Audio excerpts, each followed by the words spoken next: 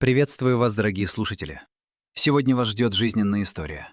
Желаю вам приятного прослушивания. В ту январскую ночь Марина Волкова нашла машину, которой не должно было существовать. Было около 2. В квартире на улице Молодежной спали все, кроме нее. Марина сидела на кухне перед ноутбуком и сводила годовой баланс фирмы мужа. Так, как делала каждый январь последние 8 лет. Работа привычная, почти механическая. Под нее хорошо думалось о постороннем. И за этой привычностью она чуть не пролистнула строчку, которая не сходилась. Темно-серая «Шкода Октавия» 2017 года.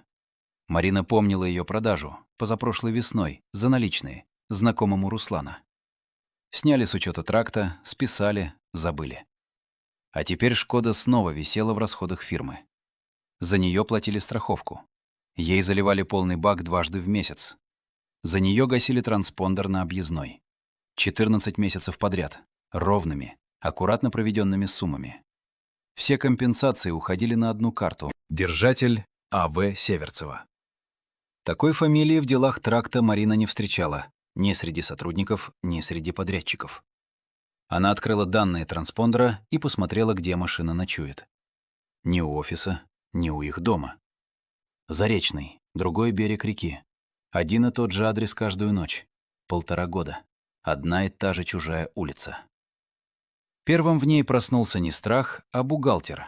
Ошибка в проводке, забытое списание. Сейчас найдется первичка, и все встанет по местам. Она подняла выписки, сверила даты, прошла по каждой строке. Проводки не были ошибкой. Они были слишком чистыми для случайности. Кто-то 1,5 года содержал живую машину и прятал ее среди сотен таких же строк, где заметить лишнее мог только один человек. Тот, кто эти строки ведет. То есть она. Оставался вопрос, на который Марина не спешила отвечать даже себе. Зачем фирме ее мужа 1,5 года кормить машину, ночующую у чужого подъезда в Заречном? Чтобы понять, как 42-летняя женщина оказалась в 2 часа ночи над чужой бухгалтерией, надо знать, как была устроена их жизнь. Начиналось все в тот вечер, как обычно. Олег вернулся в 9 часу, бросил в прихожей барсетку, прошел на кухню и положил перед Мариной пухлую папку. «Тут за декабрь. И акты с вектором подбей. Они опять с округлением напутали», — сказал он, открывая холодильник. «Ужин есть?» «На плите. Руки помой». Он ел, листая телефон, а она листала папку. Так повелось с тех пор, как родилась Соня.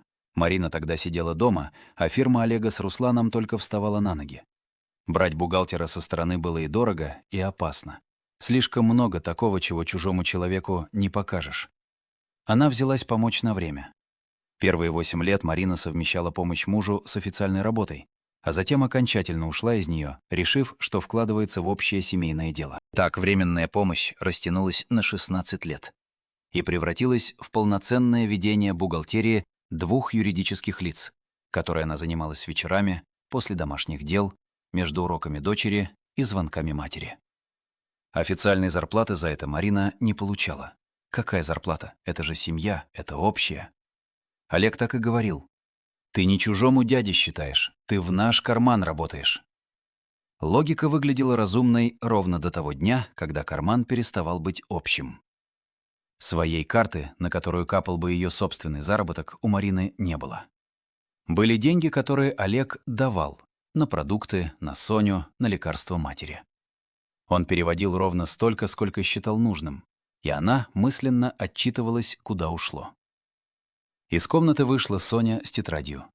«Мам, глянешь, у меня задача с процентами не выходит». Марина отложила акты, подсела к дочери. Проценты — ее территория. Тут она была дома. Показала, где Соня потеряла делитель. Дала довести до ответа сама. Дождалась, пока сойдется. Олег наблюдал за ними поверх экрана. «Вот», — сказал он с ленивой гордостью, — «с такой мамой репетиторы не нужны. Экономия». Зазвонил телефон. Нина Петровна, мать. Давление опять поднялось, таблетки на исходе.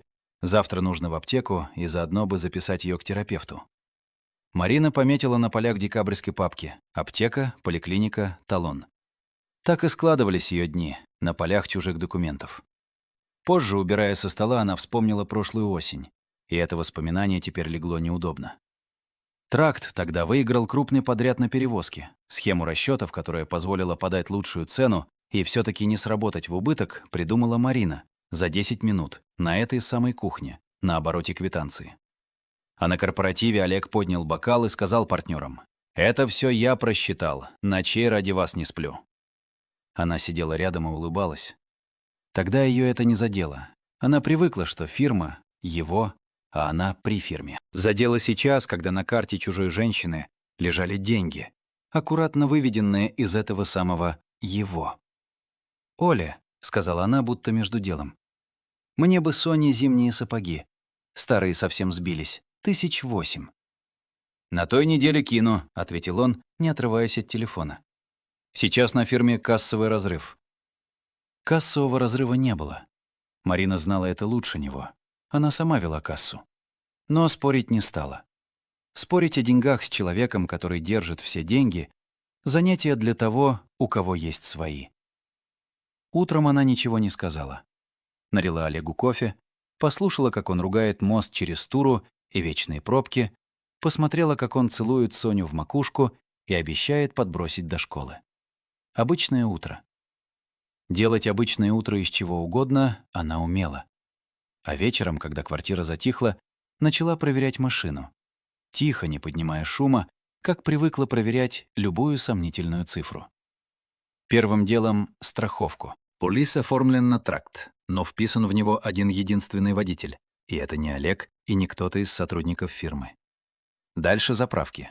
Все по будням, все в одном районе. Заречный. Недалеко от того адреса, где машина ночует. Потом транспондер. Он рисовал ровный маршрут. Утром из Заречного в сторону города, вечером обратно. И дни этих поездок ложились точнёхонько на те вечера, когда Олег оставался на складе или ехал к поставщику за реку. Марина честно искала другое объяснение, потому что не хотела верить своим же выкладкам. Может, машину отдали в личное пользование какому-то водителю, а карту оформили на его жену. Может, Руслан кому-то помог и завел на фирму лишние расходы, а она раздувает из мухи слона. Она даже проверила, нет ли Северцевой среди новых сотрудников, среди контрагентов, среди арендаторов бокса. Не было нигде. Фирма 1,5 года переводила деньги женщине, которую в фирме официально не знал никто. За ужином она попробовала осторожно, обходя острое. «Слушай, у нас в расходах Октавия серая. Мы же ее Пашке отдали». «Какая Октавия?» Олег не поднял глаз от тарелки. «17-го года, которую с учета снимали». «А, там Руслан с переоформлением намудрил. То ли не до конца сняли, то ли обратно на фирму повесили. Не лезь, это его хозяйство. Спишем на неделе». Ответ был слишком гладкий. У Олега была давняя манера отвечать на неудобный вопрос так, чтобы вопрос выглядел глупостью, а он — терпеливым и великодушным. Раньше это работало, и Марина потом еще оправдывалась, что вообще спросила. Она задала еще пару мелочей: кто теперь возит документы по городу, не брали ли нового человека, и по короткому, раздраженному тону поняла все, что нужно. Он не любил, когда жена заглядывала туда, что считал своим. Ей нужно было увидеть самой. Не для доказательств. Для себя.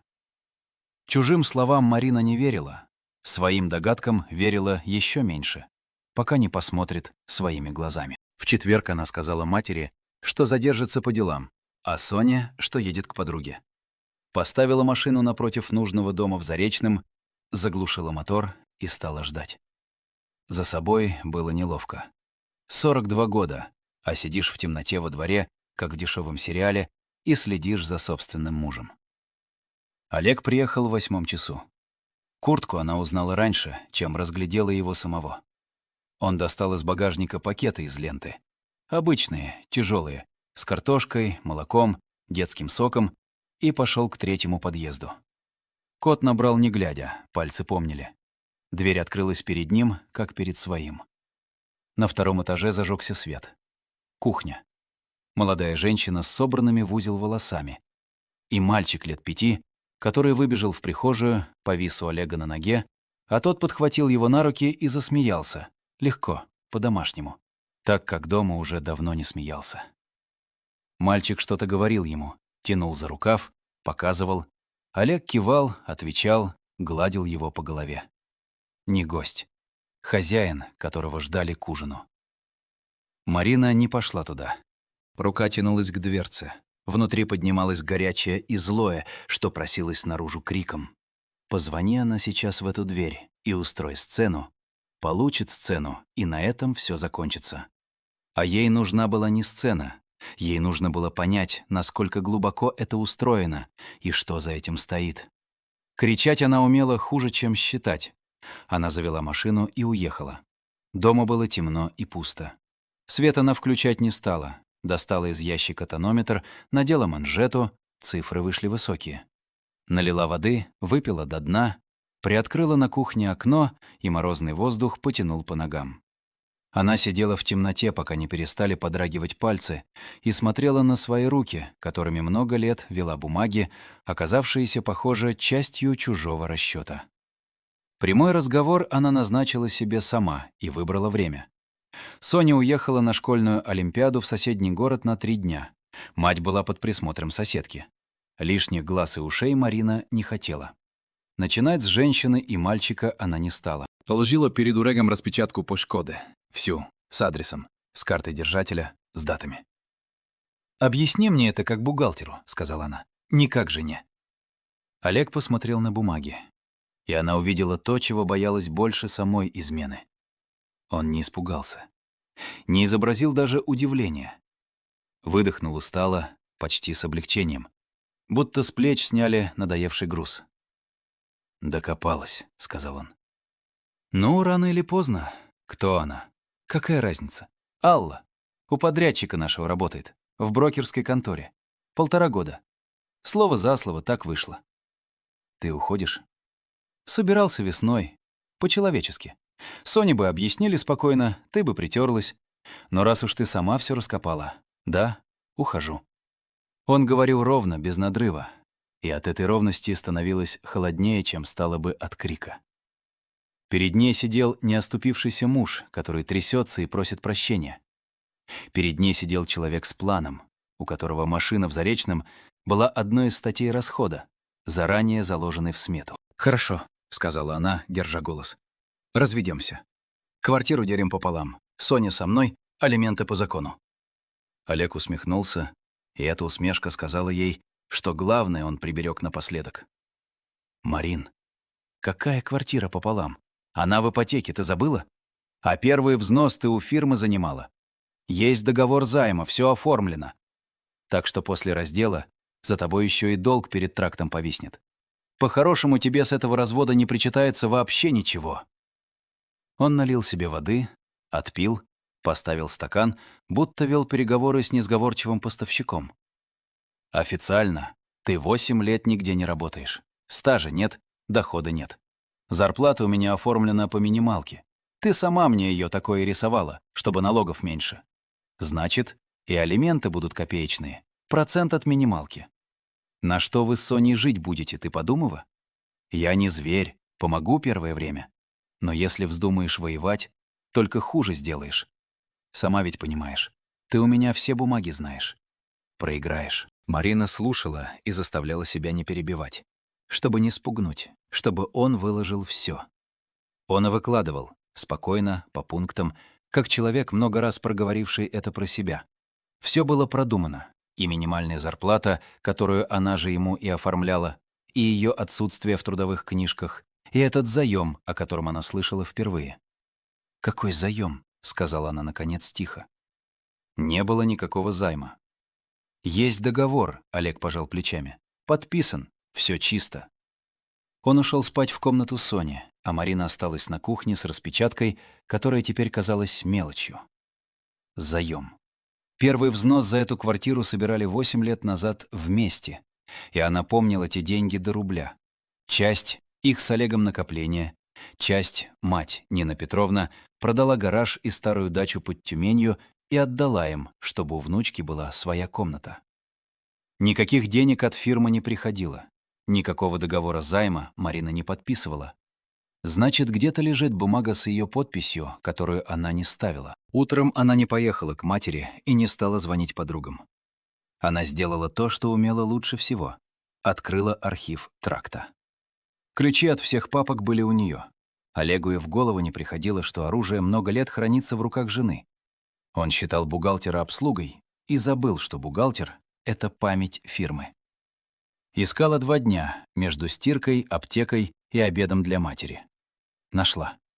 Договор займа между «Тракт» и Волковой Мариной Сергеевной. 8-летней давности.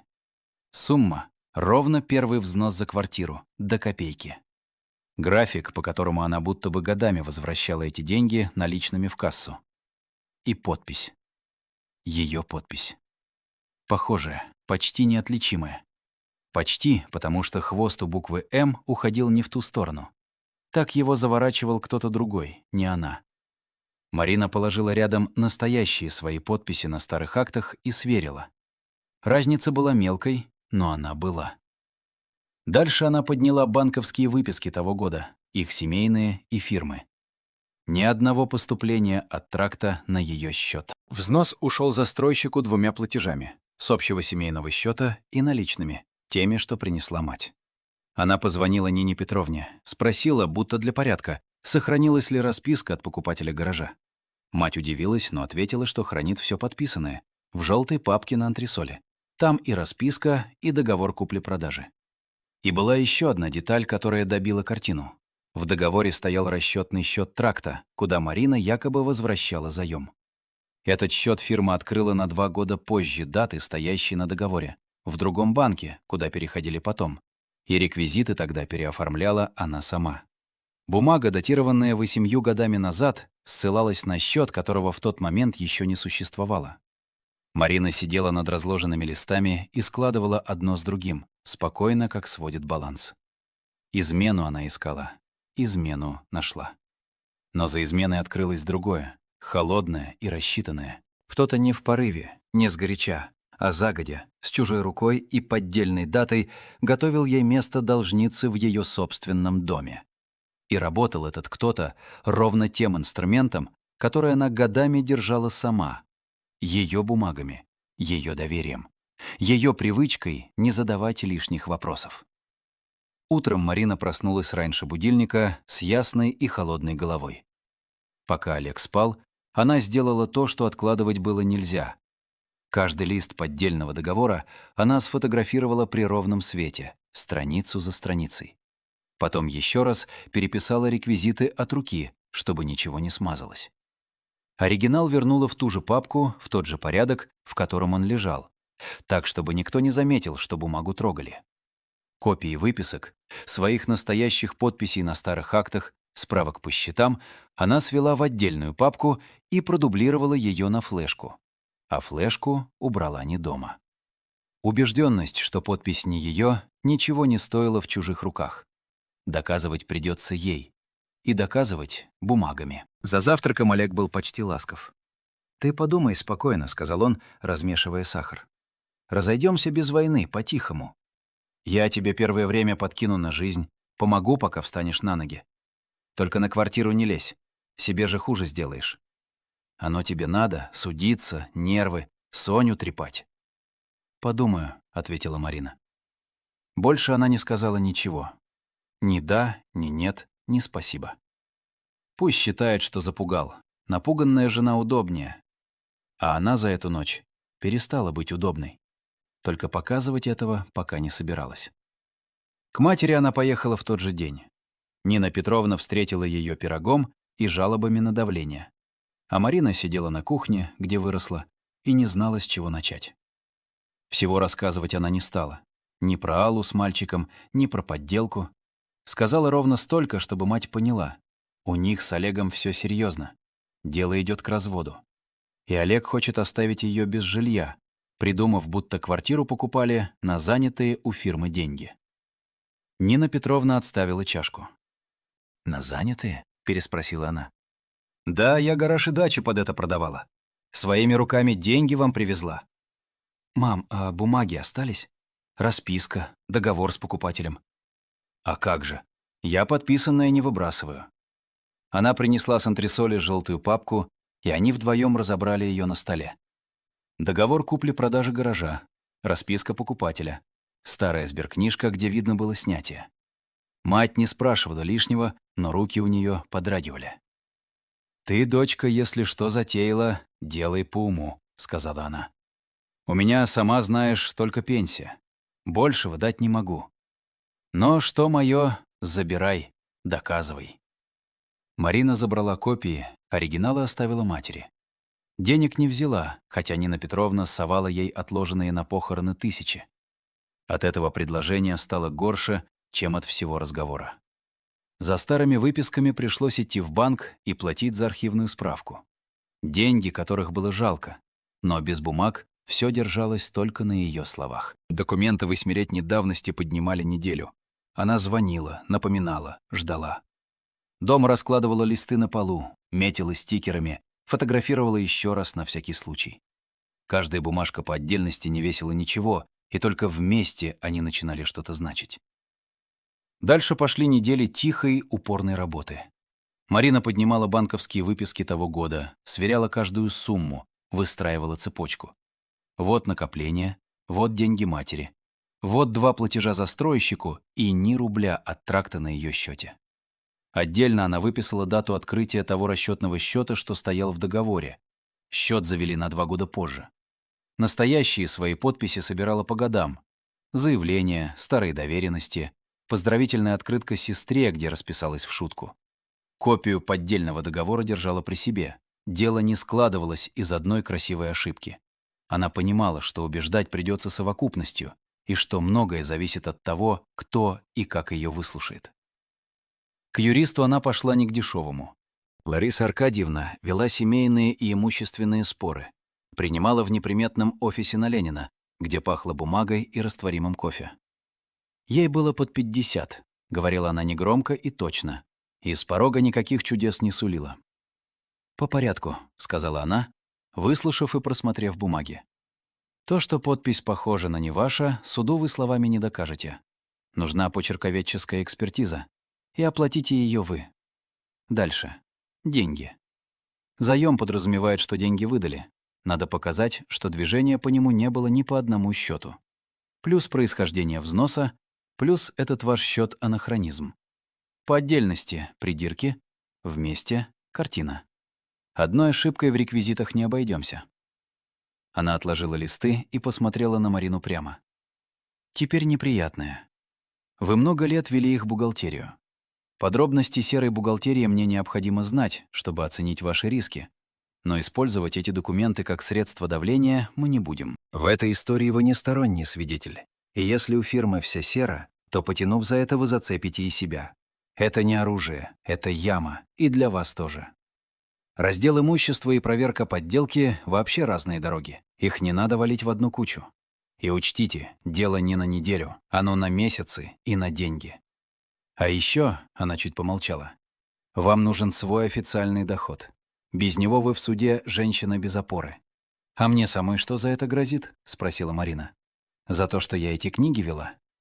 Зависит от того, как глубоко копать и кто станет копать, ответила Лариса. Поэтому мы и не копаем. Ваше дело. Своя подпись и своя квартира, а не чужие грехи. Держитесь этого, и к вам вопросов будет меньше. Марина вышла с ясной задачей и без иллюзий. Ничего не решится само. Воевать придется долго, и не только с Олегом, но и с собственным прошлым, в котором она сама соглашалась быть невидимой. Дома уже нельзя было притворяться, что все по-старому. Трещину подросток чувствует раньше, чем ему объяснят. Марина собиралась поговорить с Соней сама, осторожно, выбрать слова, но Олег ее опередил. Он не врал грубо, он делал хитрее, подмешивал к правде свое. Соня приходила из школы и пересказывала матери отцовские слова, не понимая, что пересказывает. «Пап сказал, вы давно несчастливы, что вы просто терпели ради меня». Через день другое.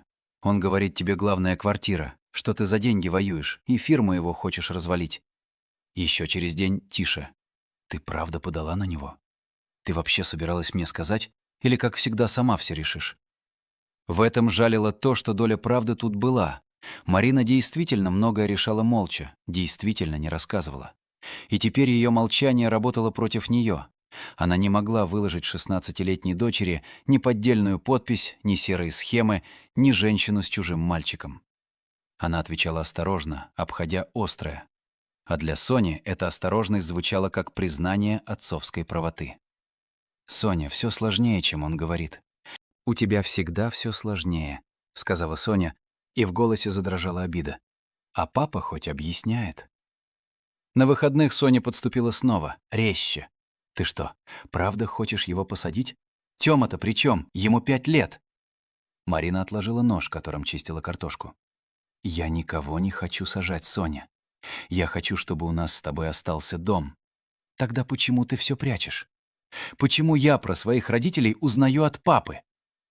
Ответить на это, не вывалив на дочь того, что дочери знать рано, Марина не могла.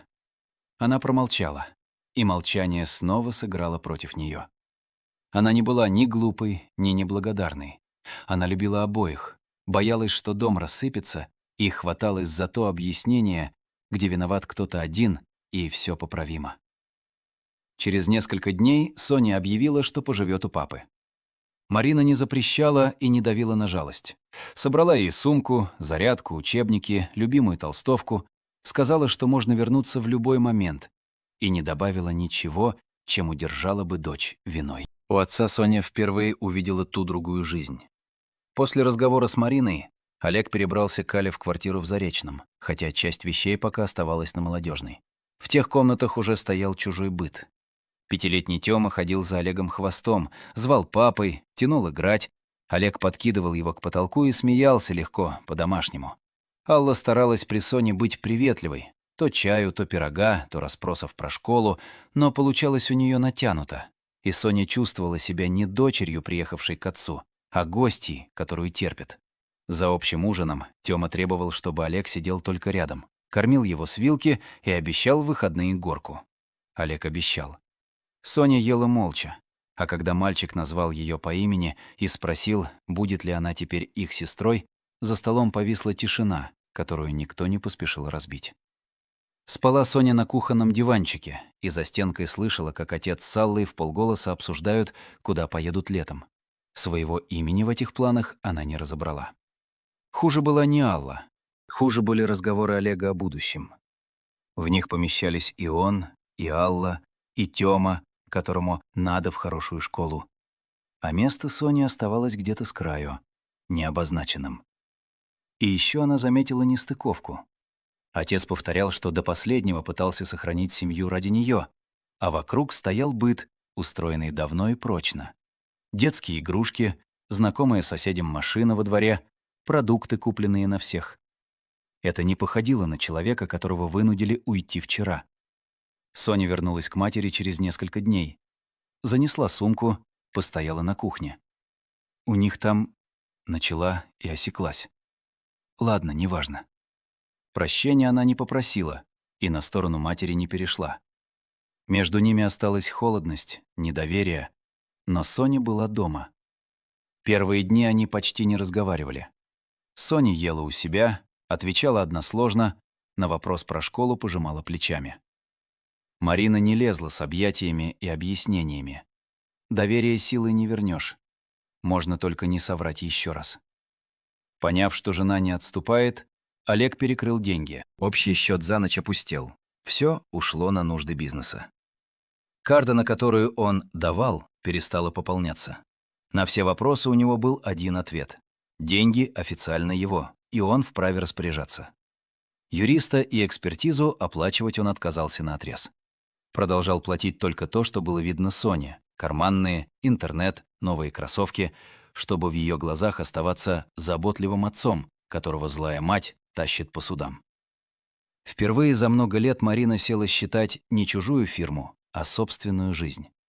На листке столбиком ближайший платеж по ипотеке, продукты, лекарства матери, проездной и обеды Соне, будущая экспертиза, аванс юристу. Снизу то, что есть. Почти ничего. Строки не сходились, сколько ни переставляй. Бухгалтер, годами сводивший чужие балансы, впервые смотрел на баланс, где не хватало на жизнь.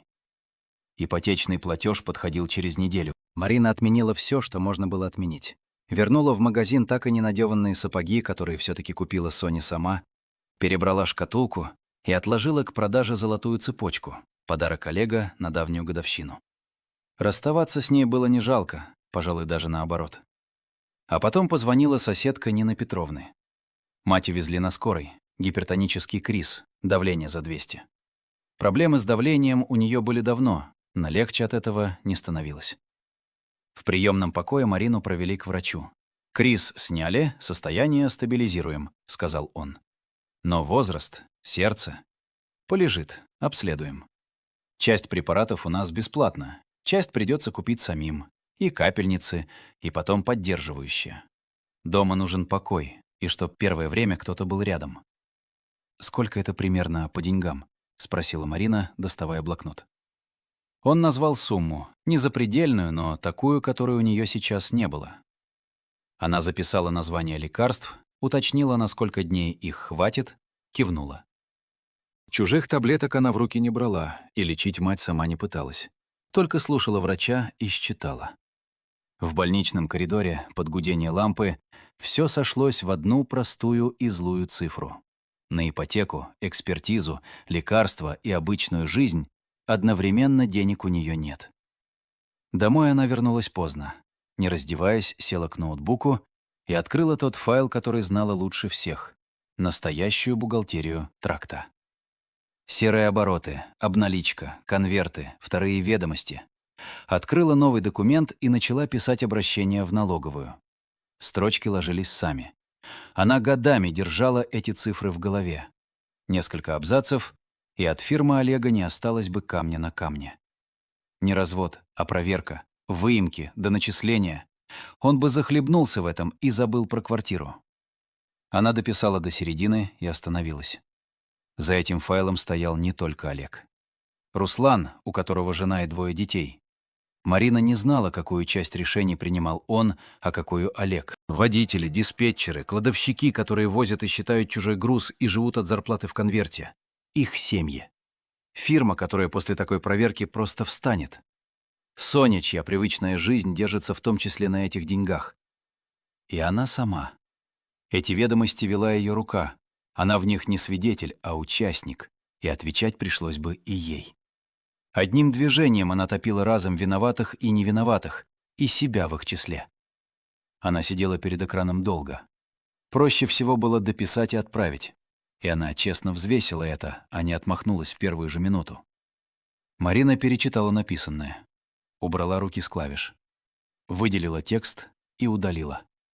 Закрыла файл, вынула флешку с серой базой и убрала в дальний ящик, глубоко, чтобы не тянуться к ней в слабую минуту.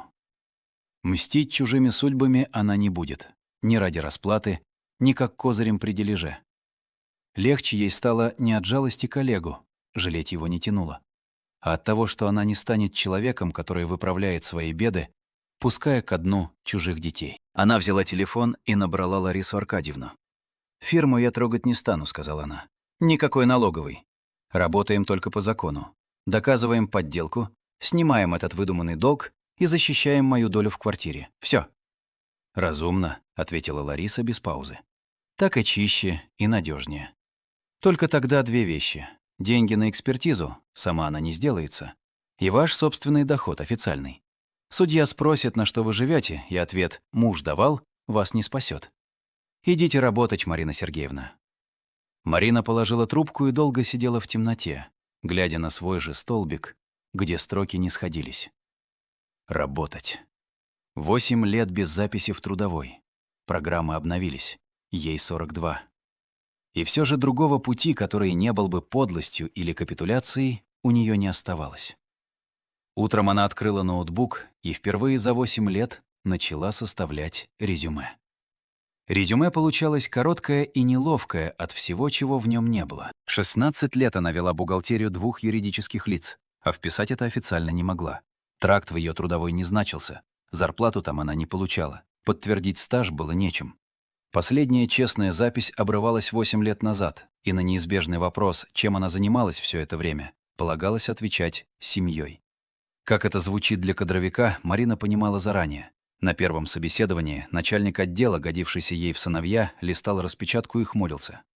«У вас перерыв солидный. Программы-то нынешние знаете? Мы на новой конфигурации. Обмен с банком, маркировка. Потянете?» Разберусь. Основы не устаревают, интерфейс — дело 2 недель. Вот в этом и вопрос, сказал он вежливо. У нас этих 2 недель нет. Во второй фирме говорили мягче, но смысл был тот же. Есть кандидаты помоложе, без пробелов в стаже, которых не надо переучивать под темп. В третьей женщина из отдела кадров, посочувствовав, предложила работу без оформления, в конверте. Зато сразу и больше. «Спасибо», — сказала Марина. «Мне нужна именно белая, с записью». Кадровичка пожала плечами, не понимая. Объяснять, что белая зарплата ей теперь дороже размера зарплаты, Марина не стала. Отказы стоили денег и сил. Проезд через весь город, распечатки, между собеседованиями, аптека и обследование для матери, которую только выписали. Вечером уроки и молчаливые ужины с Соней. А по ночам папка для экспертизы, которую надо было собирать параллельно. После 3-го отказа она позволила себе полчаса тихо посидеть на остановке. А потом поехала на 4-е. Однажды ей перезвонили с неплохого места. Но как раз в тот час она сидела с матерью в очереди к кардиологу и не могла подъехать на собеседование сегодня же. А сегодня же им и было нужно. Она не злилась. Просто вычеркнула строчку и поехала дальше. Деньги на проезд она теперь считала до маршрутки. И пару раз прошла пешком лишние остановки, чтобы оставить на обед. Взяли ее туда, куда прежняя Марина и не посмотрела бы. Небольшая оптовая компания, продукты, склад на Московском тракте, бухгалтерия из 3 человек. Зарплата вдвое ниже ее настоящей цены, зато оформление честное, с первого дня и по трудовой. Первые дни дались тяжело. Конфигурация стояла обновленная, кнопки не там, где помнили руки. Марина путалась в новых обработках, переспрашивала, работала медленнее девчонок, которые щелкали документы не глядя. Молоденькая коллега отвечала на ее вопросы с легким снисхождением, а главбух, сухая женщина ее лет, приглядывала за новенькой с перерывом в стаже, недоверчиво и лишнего не поручала. Марина не спорила и не обижалась. Ремесло было при ней. Вернуть навык — вопрос недель, а не способностей. На 3-й день она провела поступление не на тот склад. И полчаса не могла понять, почему не сходится остаток. Молоденькая Вика молча ткнула в нужную галочку и отошла. А Марина сидела красная, как студентка на пересдаче. К обеду разболелась голова, и мелькнула трусливая мысль встать и уйти, пока не поздно. Она не встала. К вечеру разобрала все, что напутала, и осталось перепроверять, когда контора опустела.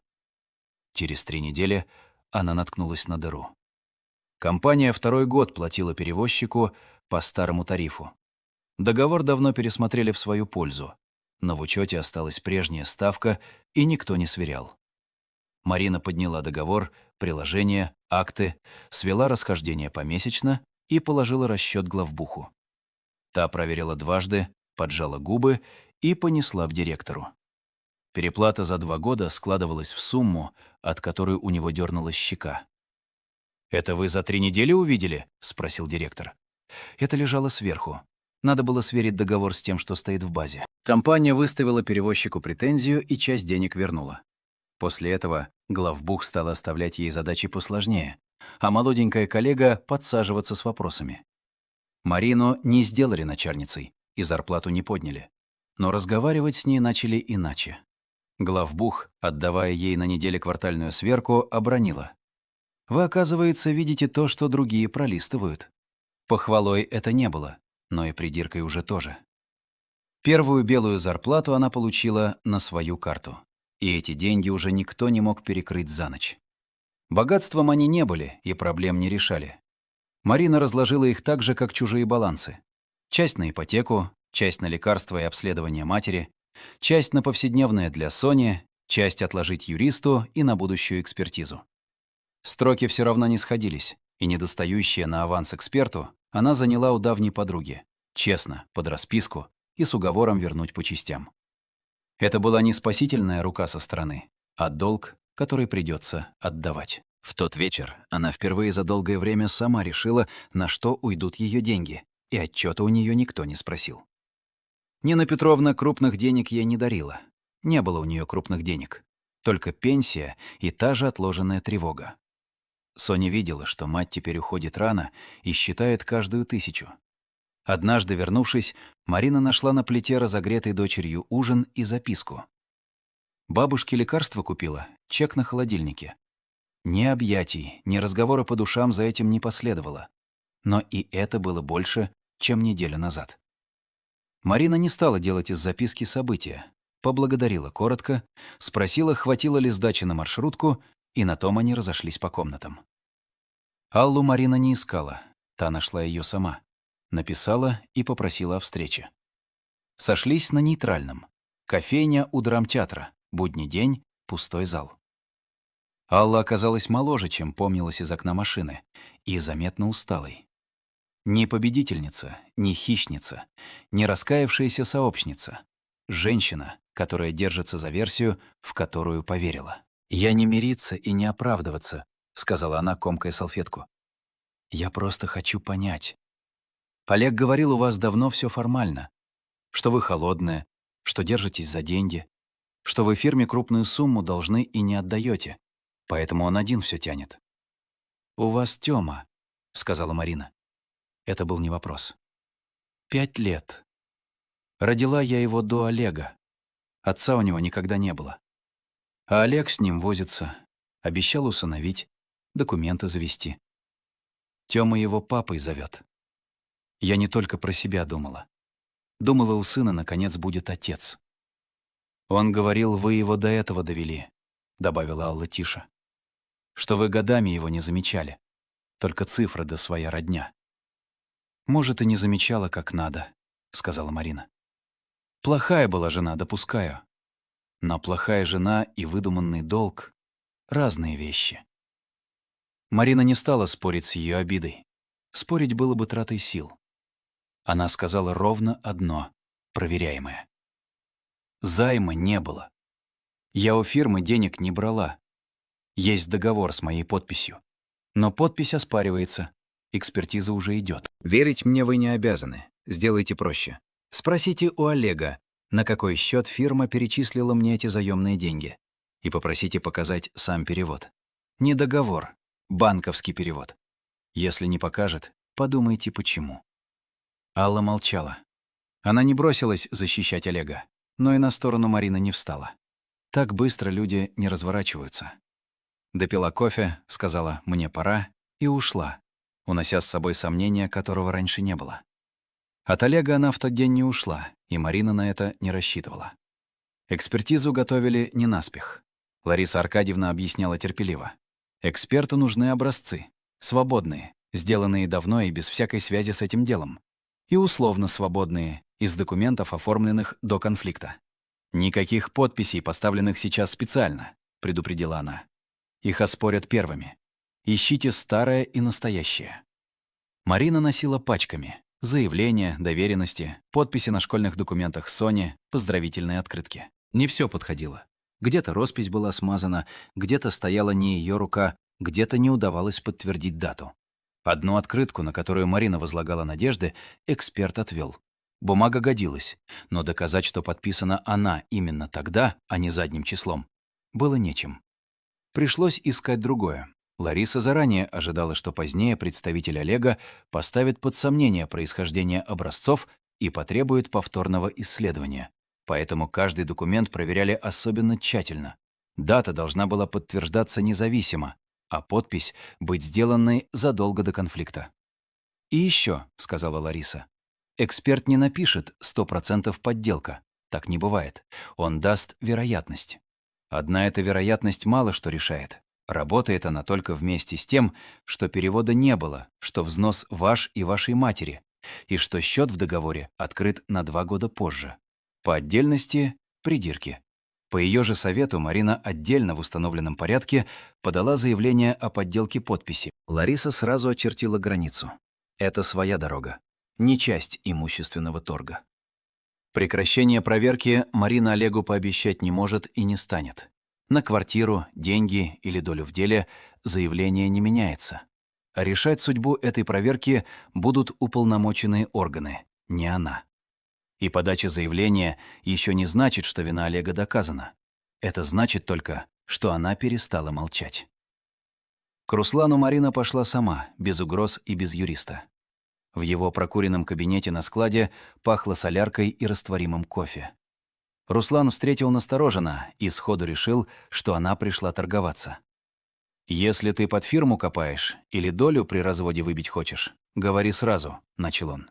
«Я тракт разваливать не дам». «Я не про фирму», — ровно сказала Марина. «На тракт и его имущество я не претендую. Готова закрепить это письменно. Я про один лист.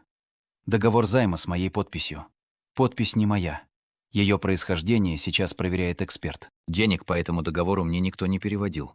А указанный в нем счет открыли только через 2 года. Я про то, чем это грозит тебе. А мне-то чем? Тем, что если ты подтвердишь этот заем или дашь сведения, будто фирма выдавала мне деньги, тебе придется подтверждать документ, подлинность которого официально оспаривается, и объяснять движение денег, которого не было. Это уже твой личный юридический риск, отдельный от Олега. Мне нужно снять выдуманный долг и защитить право на квартиру. Все. Руслан катал по столу ручку и не спешил соглашаться. Ты же сама эти бумаги вела. Годами. А теперь белая и пушистая. Вела. И именно поэтому знаю, чего в них нет. Займа там нет. А если я скажу, что помню этот заем, прищурился он, тогда тебе придется объяснить, куда ушли деньги, которых не было, и почему счет в договоре открыт позже самого договора. Врать под это я бы на твоем месте не стала. Олег своей подписью рискует сам. Тебя-то зачем тянуть? Он не сказал ни да, ни нет. Сказал, что посоветуется со своим юристом. Другом Марины он не стал и не собирался. Он считал свои риски. Через какое-то время тракт прислал осторожную официальную бумагу. Договор займа с Волковой МС фирма не подтверждает. Сведениями о выдаче ей денежных средств не располагает. Эта строка лишала договор поддержки со стороны самой фирмы и заметно ослабляла позицию Олега, хотя сама по себе еще не решала спор. Руслан на прощание буркнул, что сам он в эту историю не лез и лезть не намерен. И в этом было больше правды о нем, чем в любых заверениях. Олег тем временем не отпускал Соню. Он оставался в ее глазах щедрым отцом, оплачивал заметное, курсы, телефон, поездку класса и в каждом разговоре повторял, что мать хочет отнять у него дело и свободу, что она мстит и считает деньги. О займе и переводе он отвечал общими словами и всякий раз уводил разговор. Однажды Соня прямо спросила его, правда ли, что мама что-то должна фирме. Олег ответил, что это взрослые дела, и что мать все переврет по-своему. Эту отговорку Соня уже слышала. Теми же словами он объяснял и свое отсутствие дома, и Аллу, и все остальное. Соня всех бумаг не знала, но она видела и другое. Отец объясняет обвинениями, а мать молча уходит на работу, возит бабушке лекарства и ни разу не потребовала выбрать сторону. Как-то вечером, когда Марина вернулась поздно, дочь спросила, не поднимая глаз от учебника. «Ну как, взяли тебя? Как там вообще?» Марина коротко рассказала. Соня кивнула и снова уткнулась в тетрадь. Дистанция между ними осталась, но в ней появилась щель. Ближе к концу этих месяцев пришло заключение эксперта. Подпись на договоре, вероятнее всего, выполнена не Мариной. Лариса разложила перед ней все, что удалось собрать, ряд к ряду. Банковские выписки без единого поступления от тракта. Документы Нины Петровны о продаже гаража и дачи. Происхождение первого взноса. Справка о дате открытия того самого счета. Заключение эксперта. Осторожный ответ тракта. Подтверждение поданного отдельно заявления о подделке. «Смотрите, что вышло», — сказала Лариса, не торжествуя. «Долг под квартирой не подтверждается ничем, а против него все это вместе. Позиция вашего мужа по этому займу серьезно просела. Но учтите, окончательного решения еще нет, и вероятностный вывод эксперта сам по себе не приговор. Это перевес, а не победа. Он еще может тянуть, требовать повторную экспертизу, давить на жалость через дочь», — добавила она. «Но защищать несуществующий долг ему теперь и дорого, и опасно». Она отложила бумаги. Есть и новость. Через своего юриста Олег предлагает сесть за стол и договариваться. Марина смотрела на разложенные документы. Тот самый порядок, в котором прежде прятали ее будущее, а теперь этот порядок работал на нее. Она знала, чего будет требовать, и знала твердо. Олег передает ей свою долю ипотечной квартиры, и она становится единственной собственницей. Оставшуюся ипотеку она берет на себя при официальном согласии банка, которое еще предстоит получить. На бизнес и активы тракта она письменно не претендует. Алименты и порядок общения с Соней отдельным разговором по-человечески. А заявление о подделке в сделку не входит и разменной монетой не станет. Его судьба решается сама по себе. Ни мести, ни разоблачений за столом она устраивать не собиралась. Ей нужен был результат, а не сцена. Чистая от выдуманного долга квартира, законный доход и спокойные границы с Олегом ради Сони. Она собрала документы в папку, ровно, лист к листу, и стала готовиться к встрече. Переговорную сняли в конторе на Ленина, на нейтральной земле. Марина пришла первой, положила перед собой ту самую папку и стала ждать. Олег вошел ровно в срок, не сломленный, с прямой спиной, и сел напротив так, будто собирался обсуждать поставку, а не развод. Марина знала эту его позу. Так он садился с несговорчивыми поставщиками, которых собирался переупрямить. Только за столом теперь сидела не прежняя жена. Его юрист, гладкий человек в хорошем костюме, разложил свои бумаги неспешно и начал с того, что попробовал разобрать ее доказательства по косточкам. «Заключение эксперта вероятностное», — сказал он спокойно. «Вероятнее всего, это еще не точно. Часть образцов подписи спорного происхождения, их годность надо признать. Ошибку в реквизитах счета мы объясним технической опиской. Наличные могли передать и без перевода. Отсутствие проводки этого не исключает. А письмо тракта само по себе договор не отменяет».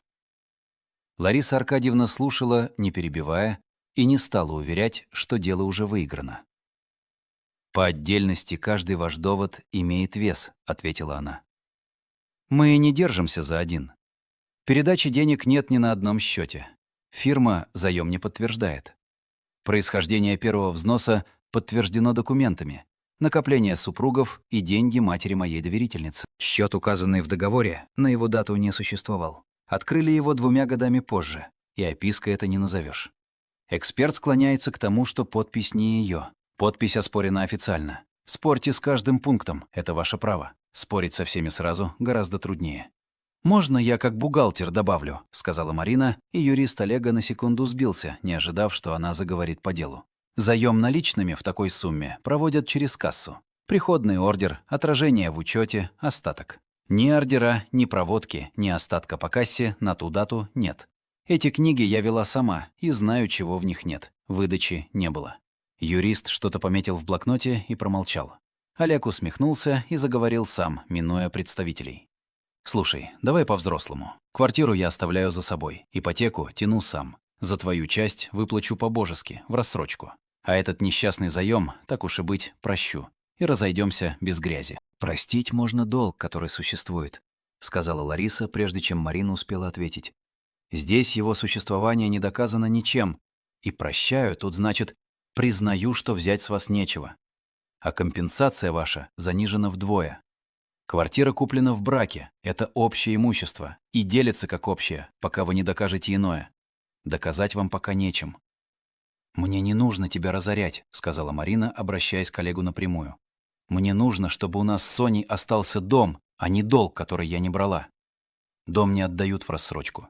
И половину первого взноса внесла моя мать, продала гараж и дачу. Эти ее деньги ты в свой заем вписал заодно». Юрист Олега сменил тон на предупреждающий. Они, мол, готовы оспаривать заключение, требовать нового исследования, поднимать вопрос о происхождении взноса, тянуть гражданский спор столько, сколько понадобится.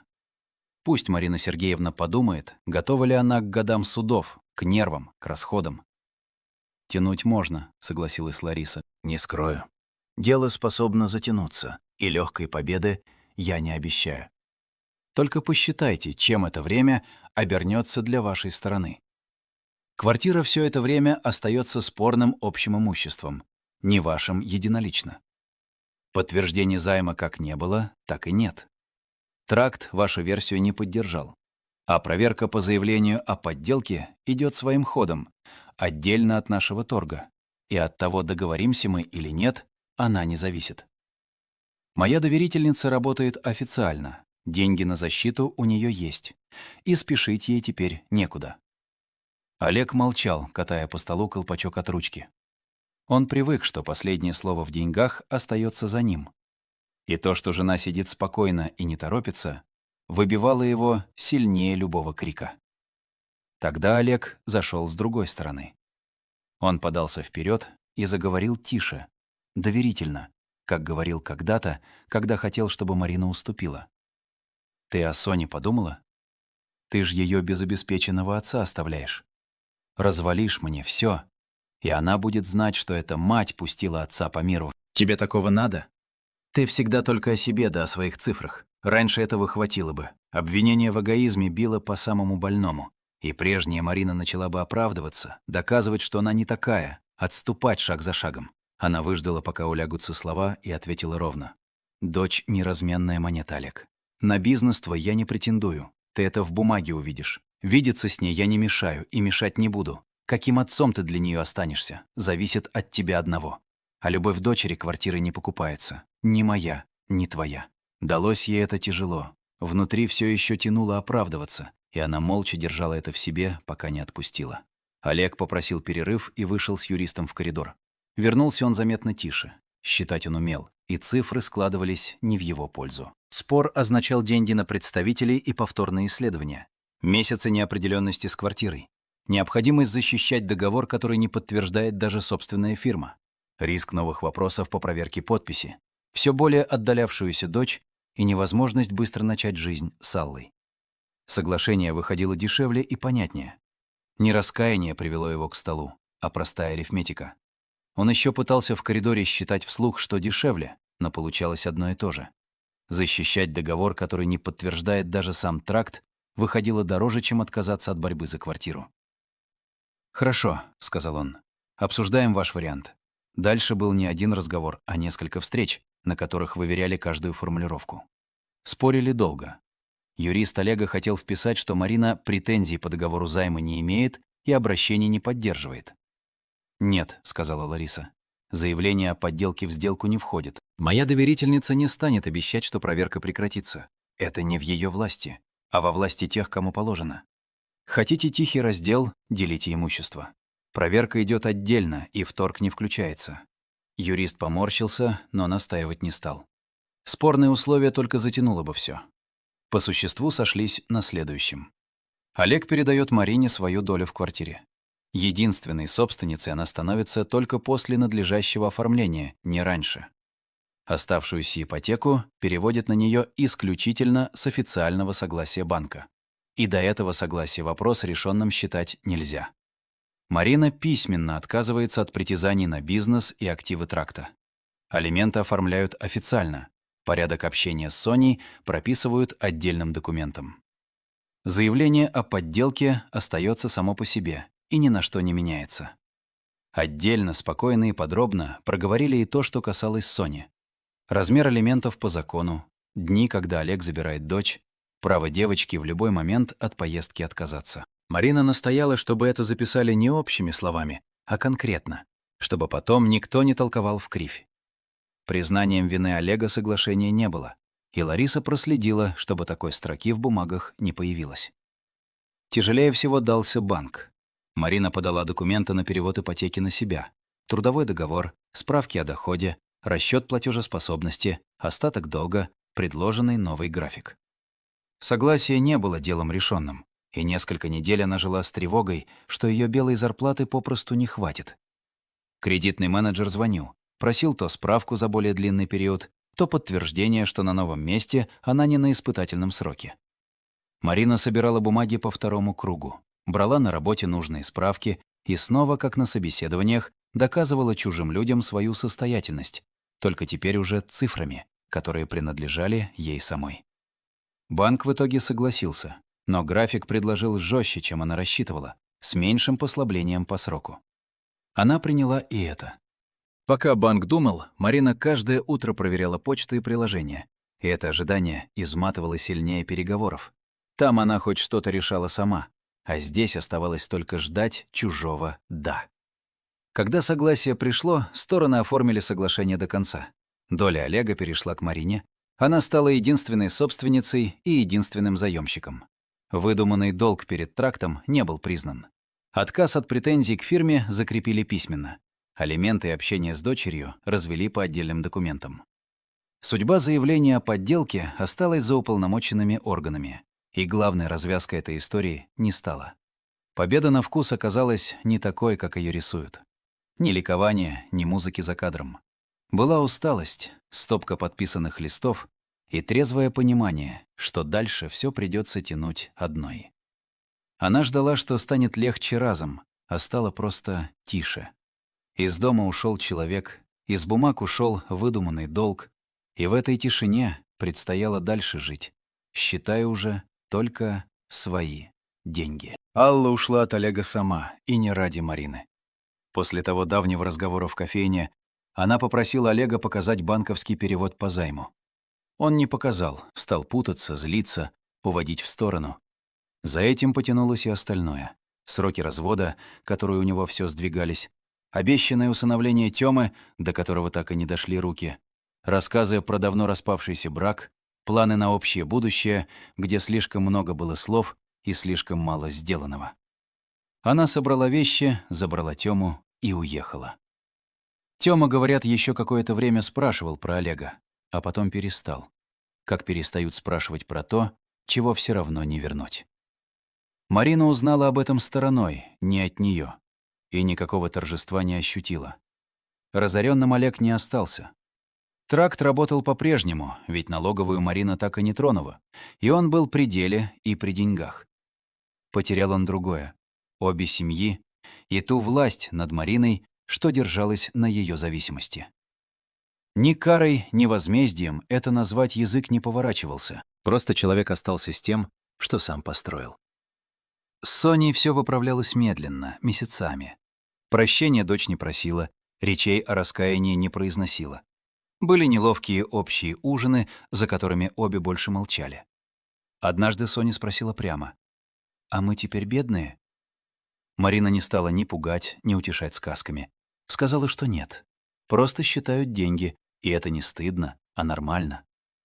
Дочь спрашивала про ипотеку, про то, насколько всего хватает, и Марина отвечала честно, не пряча цифр и не перекладывая на нее взрослых бумаг, которых подростку знать было незачем. Соня видела своими глазами. Мать не отобрала у отца дело, не запретила им встречаться, не мстила, а держалась за крышу над головой. Олег продолжал видеться с дочерью, когда она сама этого хотела. Сближение шло крохотными шагами, из которых ни один по отдельности не тянул на примирение. Соня то оставляла матери разогретый ужин, то сама покупала бабушке лекарства и клала чек на холодильник, то спрашивала вечером, как прошел день. О главном они по-прежнему почти не говорили, но стекла между ними стало меньше. Перелом случился на мелочи. Соня начала понемногу подрабатывать, объясняла младшим математику и однажды пришла к матери с ноутбуком. «Мам, мне за занятия заплатили. Как это правильно оформить, чтобы по-белому? Ты же в этом понимаешь». Слова «прости» не прозвучало. Марина села рядом, открыла, что нужно, стала показывать. Вот доход, вот как провести его законно, вот что и за что. Соня слушала, кивала, а потом ненадолго опустила голову ей на плечо. Марина не стала ни обнимать ее крепче, ни читать нравоучений. Она просто продолжала объяснять дочери, как вести собственные деньги честно. Полного возврата к тому, что было до той зимы, не случилось и, наверное, не могло. Но за ужином они снова иногда смеялись, и это было больше, чем Марина позволяла себе загадывать. Прошло больше года с той январской ночи. Марина осталась единственной собственницей квартиры, и ипотека все еще висела на ней, не выплаченная до конца. Она работала бухгалтером на прежнем месте, зарплата держалась умеренной, а те накопления, что были, ушли на юриста, экспертизу и лечение матери. Долг, взятый у подруги на экспертизу, она гасила по частям с каждой зарплаты и почти закрыла. Нина Петровна оправилась, насколько позволяло сердце, но давление осталось при ней, и таблетки тоже. С Соней стало теплее, хотя пережитое никуда не делось. Олег виделся с дочерью на оговоренных условиях. Сказочного богатства Марина не нажила и новой любви не завела. Жизнь у нее была своя, кисноватая, но собственная. И отчитываться за нее она больше ни перед кем не собиралась. В тот вечер она снова пришла в банк, давно уже единственная собственница и единственный заемщик. Не переоформлять ипотеку заново, а подписать дополнительное соглашение о сниженной ставке и новом графике платежей. Менеджер придвинул стопку листов и показал, где обычно ставят подписи. Тут, тут и тут по галочкам. Марина не стала расписываться по галочкам. Надела очки и принялась читать, страницу за страницей, каждый пункт и каждую сноску мелким шрифтом. Менеджер вздохнул. Кто-то за спиной в очереди переступил с ноги на ногу. Читать чужие бумаги внимательно она умела теперь как никто, а своих подписывать, не глядя, больше не собиралась. На третьей странице она остановилась. «У вас тут в платеж по умолчанию вписана дополнительная страховка. Мы о ней не договаривались. Уберите и распечатайте заново». Он поднял брови, забрал бумаги, ушел к принтеру и вернулся с исправленным вариантом. Очередь за спиной подышала ей в затылок, но торопиться она не стала. Прочитала все заново, от первой строки до последней. И только тогда взяла ручку. На каждой странице она поставила свою подпись, ту самую, с завернутым по-своему хвостом у буквы «М». Можно ли оправдать Соню за то, что она сначала поверила отцу и отдарилась от матери, ведь девочка просто боялась потерять привычную семью? И правильно ли Марина отказалась использовать серую бухгалтерию против Олега, несмотря на все, что он с ней сделал? Также напишите, из какого вы города и сколько вам лет. Будет интересно узнать, кто слушает наши истории.